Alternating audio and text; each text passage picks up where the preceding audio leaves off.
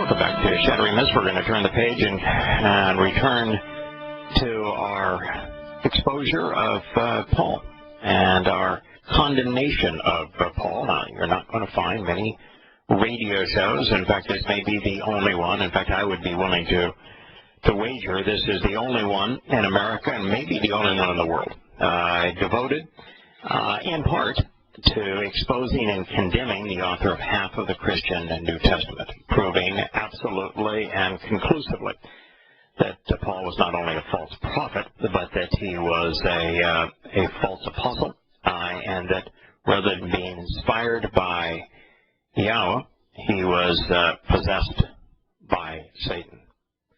Those would be fighting words in most circles, but they are nonetheless true, aren't they, Kirk? Get out of Montgomery, Alabama. Yeah. Yeah. The Baptists would get you. Yeah, the Baptists would get you, but yet they wouldn't have a leg to stand on. Not a leg to stand on. No. I tell you what I did. I don't want to throw you off from your designated rounds here, but I went back to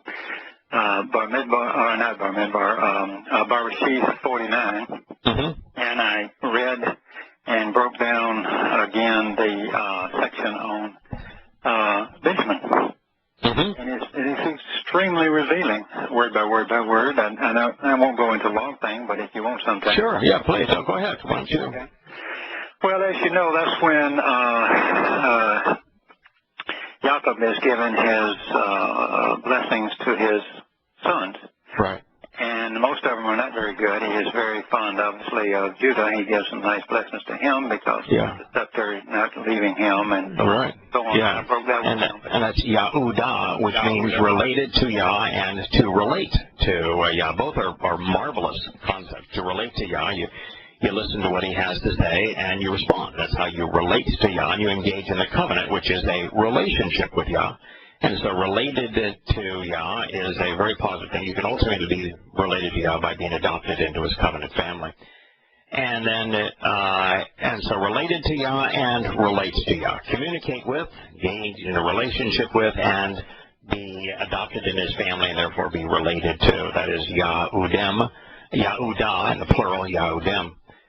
Those are really good. That's a really good position. So yes, Jacob was most generous in his praise and his prophecies regarding Yahowah. Well, there was two things before we moved to the other one. There was a couple of words in there that was that always get two at least that always get translated wrong or by the preachers and so forth. And okay, you're talking about that blessing of Jacob's blessing. And prophecy regarding Yahowah? Well, yeah, they call it, well, there's a couple of words in there, and from that, if they change the meaning, then they move off into a whole other area, like the scepter. He said the scepter will stay with him, which is a staff, yes, it could be a spear, but it's also a writing implement, and it's a measuring rod. So those have different connotations than a ruler's staff, or ruler's thinking of the king's scepter. Yeah, I always thought that the scepter, you're now more studied on this than I am, but I always thought that the scepter was being used as the designation, the designation or symbol that the individual had the right to rule, and it was which was really interesting in that during the Roman times, right up to the Roman times that Yahowah had absolutely no influence. At that point, they could not do anything without Roman approval. That's why they had to send Yosha to be judged by Pilate as that they didn't have any authority on their own. So the scepter, the symbol of authority, of being able to make determinations and impose them, was gone from them. So that's what I always thought it was. And I knew that the word also meant measuring rod, so you're the one that gets to set the measures and the standards. Well, there's a couple of things that Yehuda when I think of them, I don't think of them as a ruler like you extrapolate. He told them not to have a king. So when I think of a scepter and a ruler, I think more of a king. And he told them don't have a king. And of course they went after a Benjamite named Saul. Right. Yeah, I know. But yes, I mean, talk about prophetic. Talking about all the things that the Roman Catholic Church and the clerics and kings that it had deployed on the people to create the lord serf political fascist state of economics in Europe. And you read Yahowah's condemnation of the idea of empowering Paul, to power. Oh my! It's exactly what happened into much of the world as opposed to just Israel for a time. Yeah. So instead of thinking in those terms, let's think about some other things like the older meanings of Shabbat. SHBTH is the shin and a bayeth and a tall. No, I'm sorry. Is it a tall?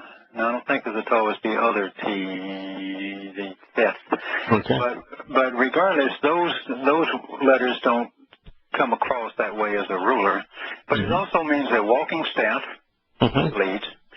It also means a tree branch, a tribe, and a branch of a family tree. Right. And all of those have a totally different connotation, more in line with what we think of.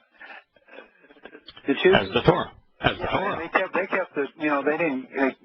The Torah, the Messiah. They didn't burn it up, they kept it so that we could find it. And that's the thing, they stored it so we could find it as the well, actually, think about this.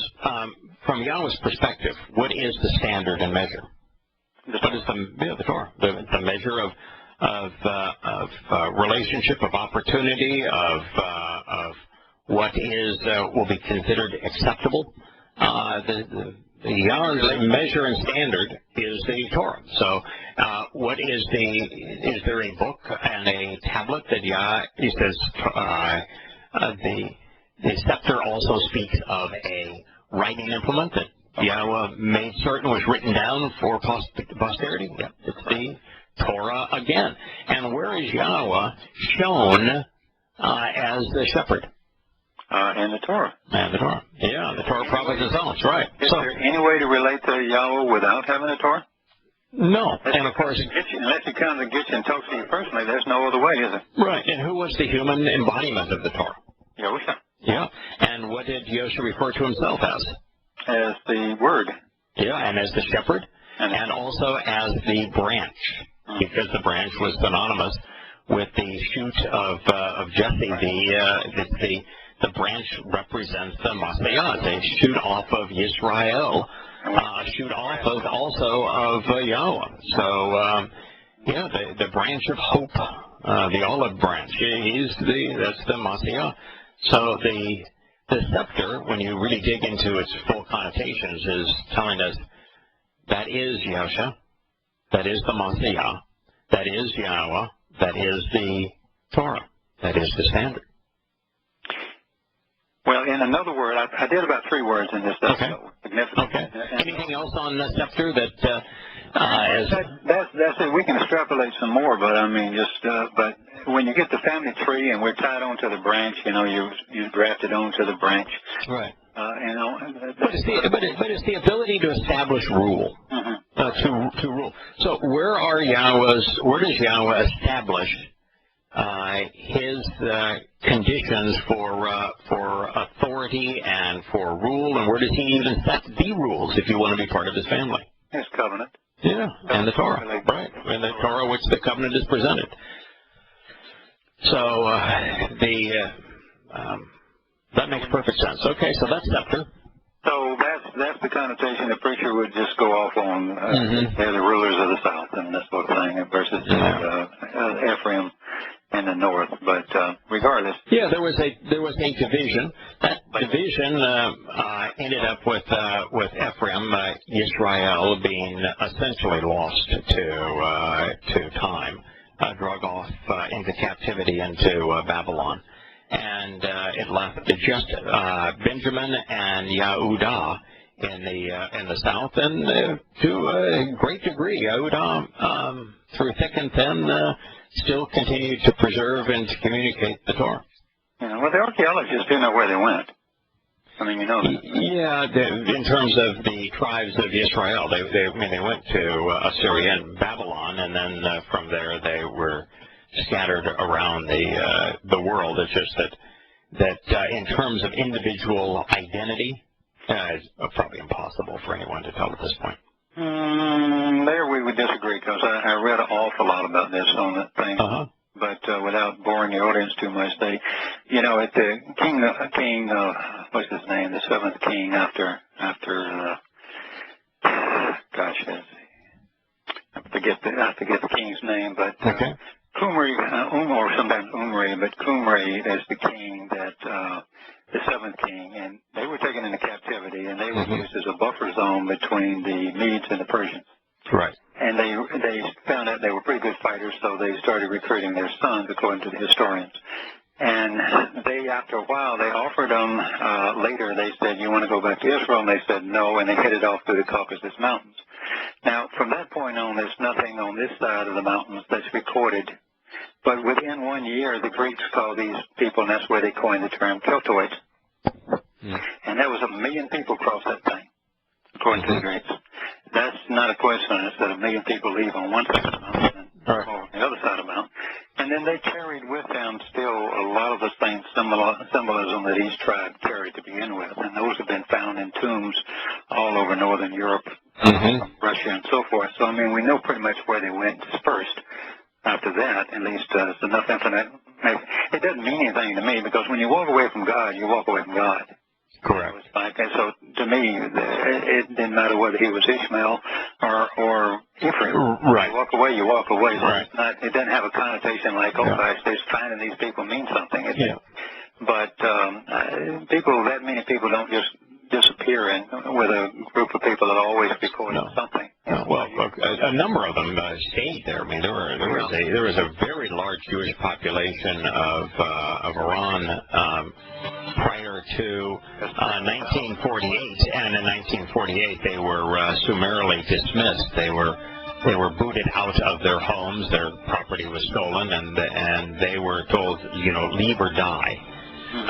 So there were quite a few still there, and a number, particularly of Yahowah, returned to Israel, as we have learned, and were dispersed from there by the Romans. So you're suggesting, Kurt, that beyond the obvious, which is that the population of Yehudim that were living in Israel and that Hadrian lured back into Yahowah, the province of Yahowah, with the promise of rebuilding the temple and the capital after the last Roman destruction of it, and then declared war on them when they returned and slaughtered them and exiled essentially all of them. Made it illegal for a Jew to live in Yahowah. And took them back to Europe, to Italy and other Roman provinces as slaves.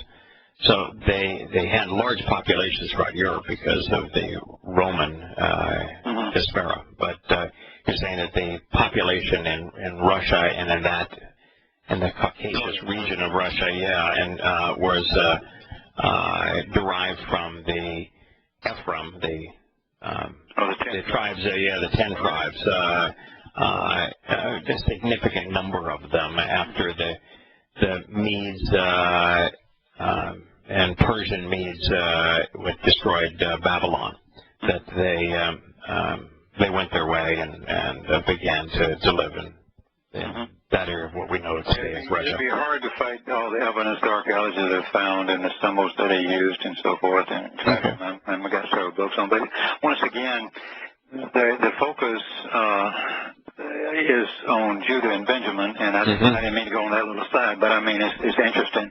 But I mean, you have to remember you had 3 sons that were all part of the family from Noah, and they took off and said goodbye. Right. So they no longer. Right. And what Europe was made up of first, in Asia and Africa and so forth. So who's getting who? I mean, the world walks away from Yahowah. Oh, yeah, en masse. So, I mean, there's no significance in finding them or caring about them. And that's the way is narrow and few find the path to life. Yep. Exactly. But the way is broad and it's popular. That is to death and destruction. So what I was kind of fascinated with in this little translation I was doing on this was I'm putting it in the context of the two most important tribes left in there other than the Loic that are dedicated to Yahowah. You have the Yehuda and you have Benjamin. Right. And they have a terrible history of hating each other. Yeah. In particular, Benjamin hating Yehuda. Yeah, jealous. Yeah, they just couldn't stand it. I mean, they fought over, they wanted they didn't want Jerusalem to be the capital, if you recall, and when Dode set it up. If you remember, Dode's son, I forget, this the real pretty one, I forget his name. He was just handsome as all get out. And he went up to the Benjamin group and he told them, and sided with them against his father. Eventually he gets killed, hung up in a tree by his long hair, that sort of thing. And so, I mean, these people the Benjamites can't stand them. They're a warlike people. The description to Judah and the blessing given by his father, what's thrown off by the English translations, you have, like, later they're going to say these people who are obedient or submissive to the Lord, which it should have been revere.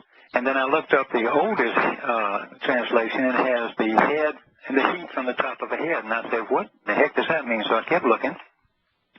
And you find in some other dictionaries and other lexicons and all, you have the burning in the heart.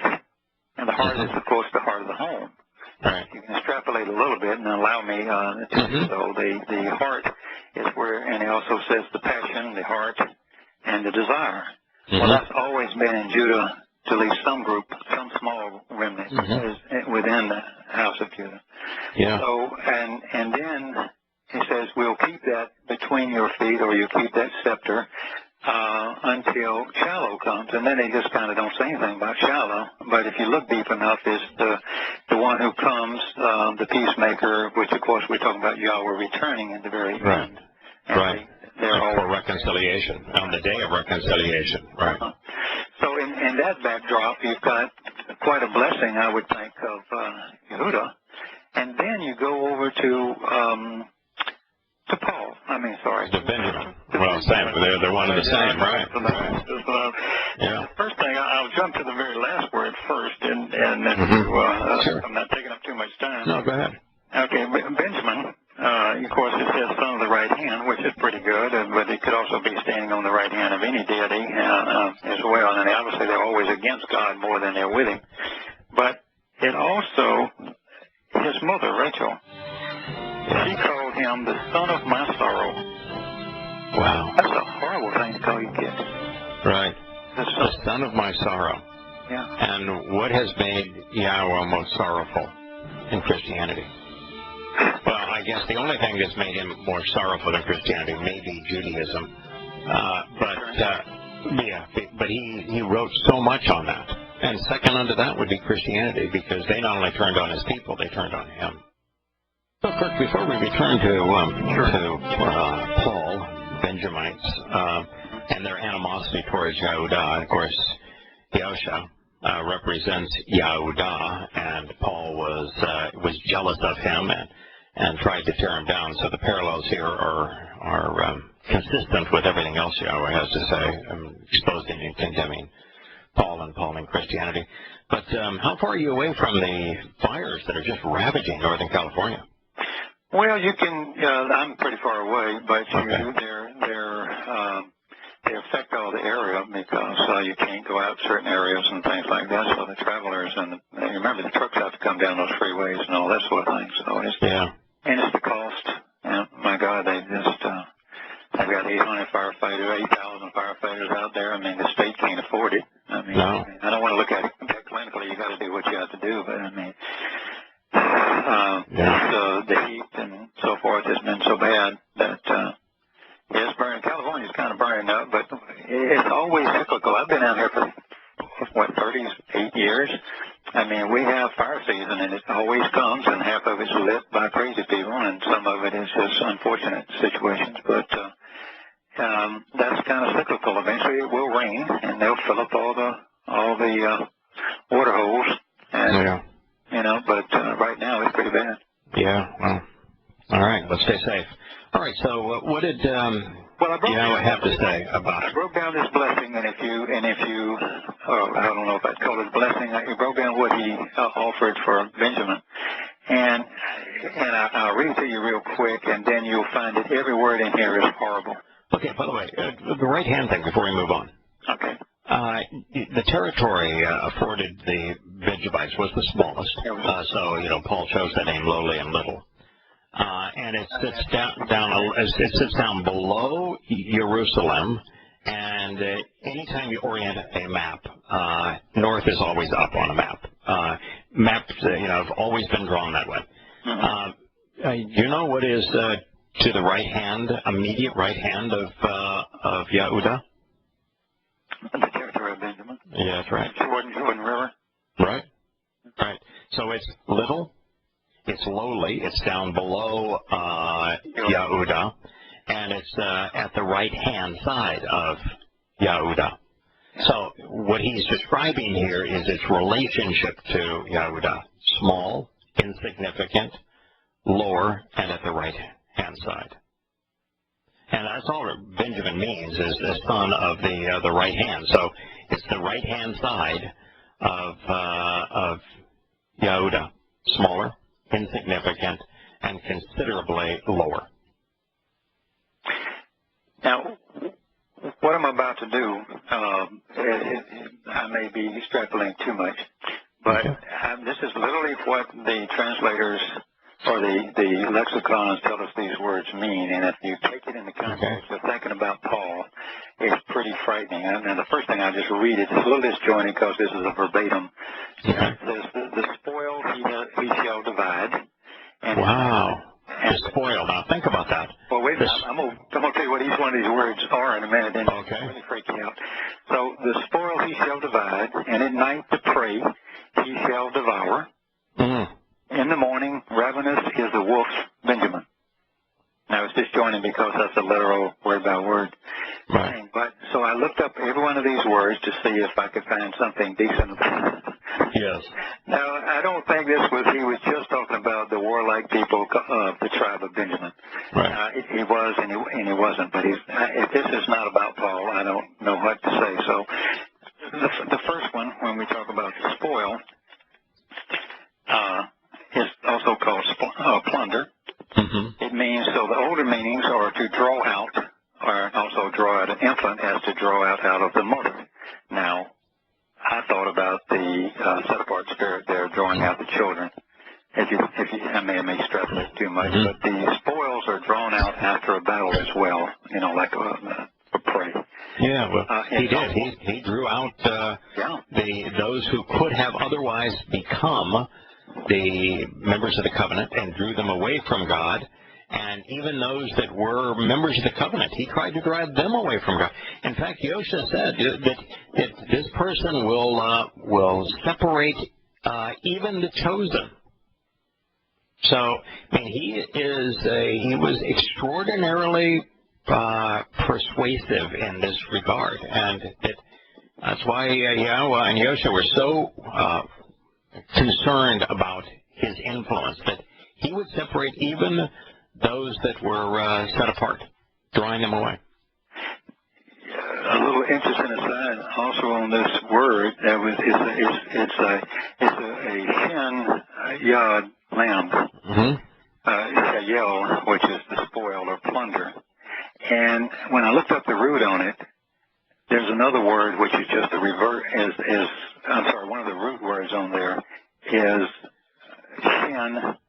Shin lambed hay, and that means to mislead. Wow. And I thought that was kind of interesting, just because my brain has gotten to be that way. Yeah, that's Paul's whole mantra, is to mislead. Yeah, to mislead. Wow. Okay, now he shall divide. So I looked up the word for divide, and it is to flatter with smooth talk.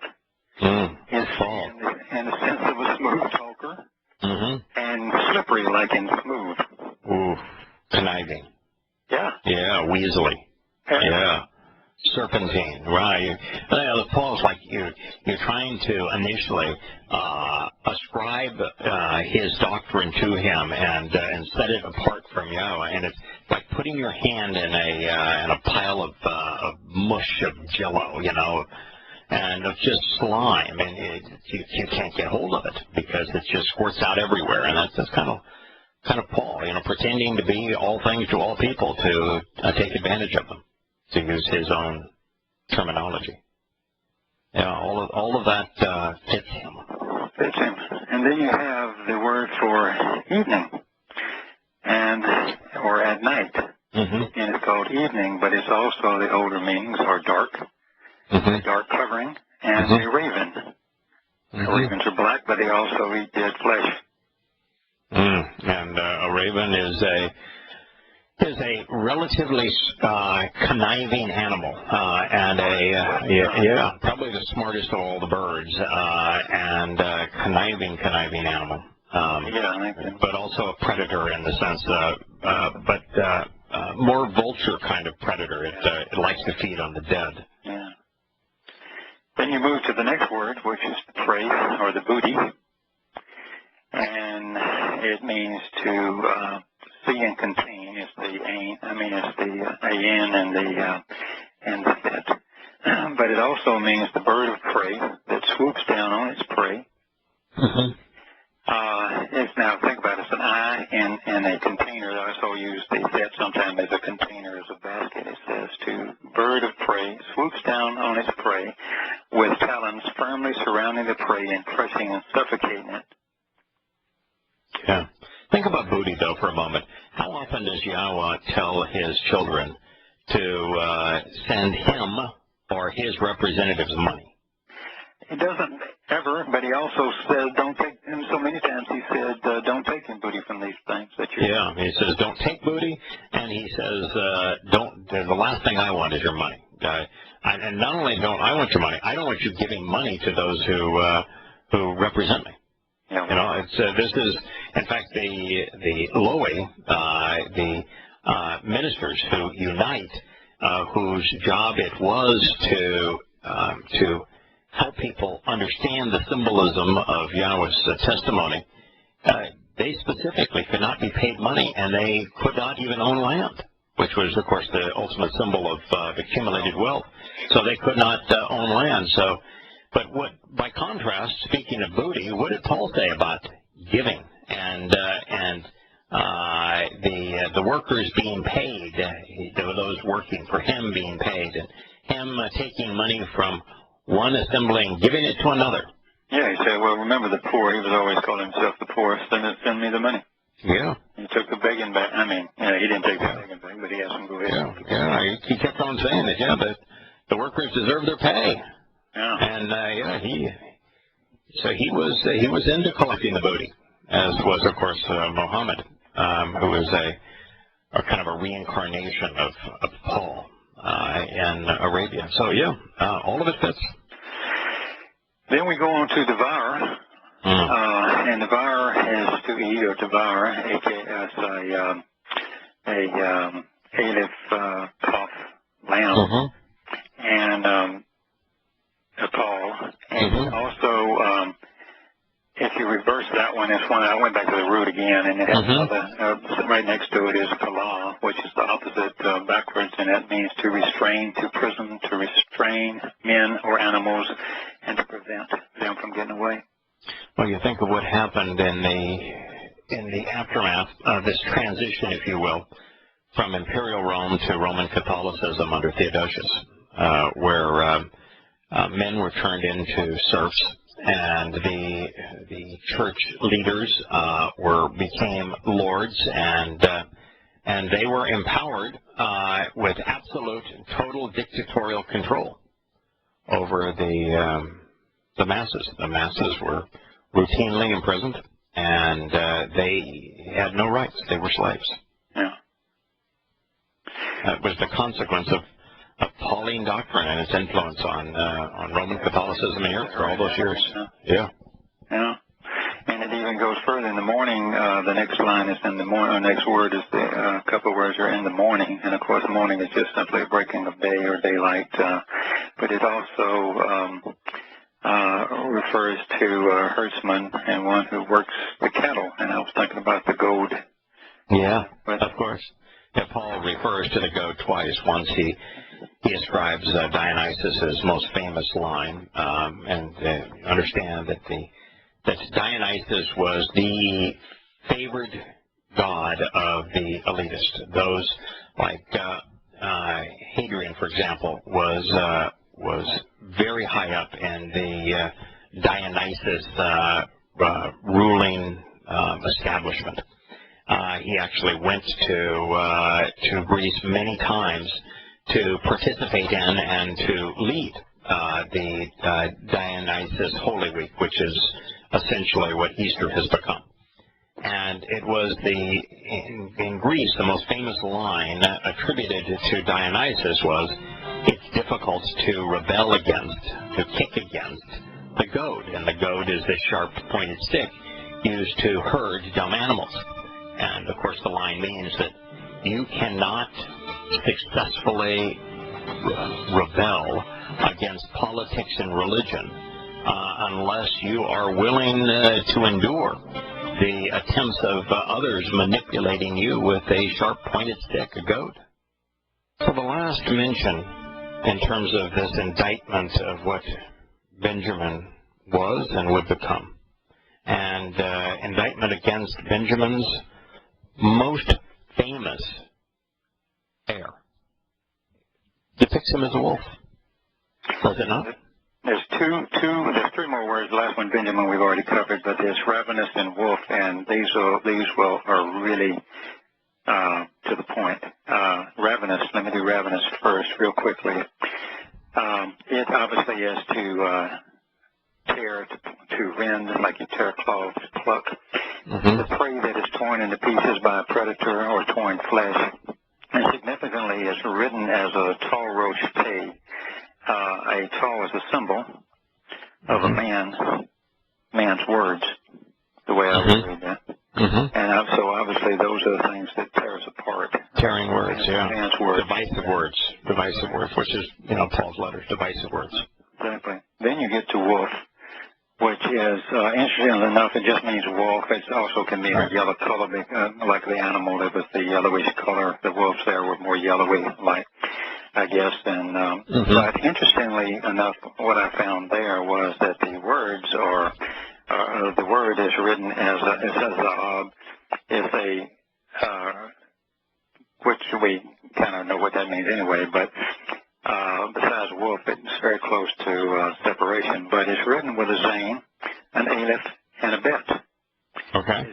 So from that you should be able to derive that it means to divide and separate the Almighty's home.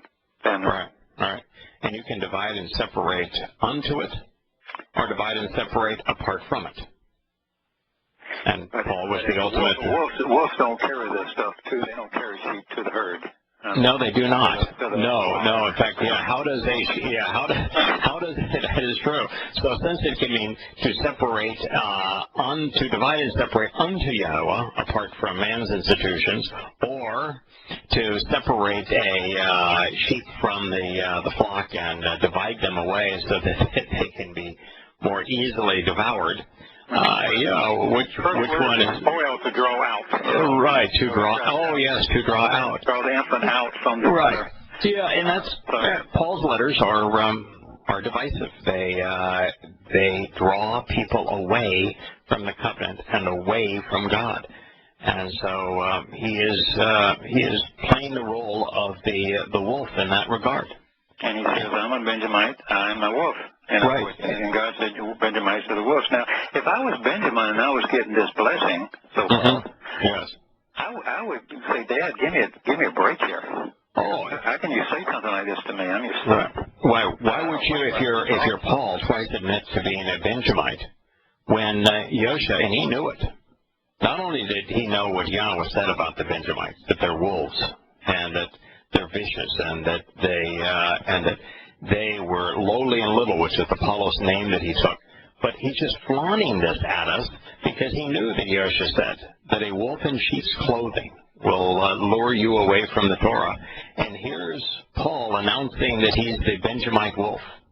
And then he's also announcing that he will pretend to be what he is not to win an advantage over people, which is the very definition of a wolf in sheep's clothing. So, he's pretending. In fact, if we read the next line in Galatians, he will actually say that the spirit that had previously acted in Shimon Tephesh, Peter, was the one that was now acting in him. So he is pretending to be one of them, the sheep. Yeah. But yet he is the Benjamite wolf that would separate the sheep from their shepherd. You couldn't be more obvious. Well, this has been lying around for a long time, this blessing. Right. Paul is called a wolf, and Paul is called a Benjamite. Right. I mean, my God, I can't find one word in here that's positive. No. Why would you admit that you're a Benjamite when every bit of this is not only negative, but in direct opposition and hostility towards Yahudah, which represents Yahowah and Yahusha? Right. And the means to reconciliation, the means to engage in a relationship with Yah, to relate to Yah. You're in opposition to all of those things, and you admit it, and then say God chose you? Where is there a prophecy that says that God's going to choose a Benjamite to heal the world?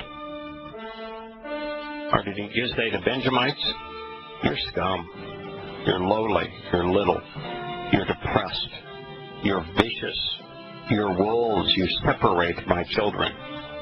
The opposite of what Paul claims about himself, isn't it? Yes, sir.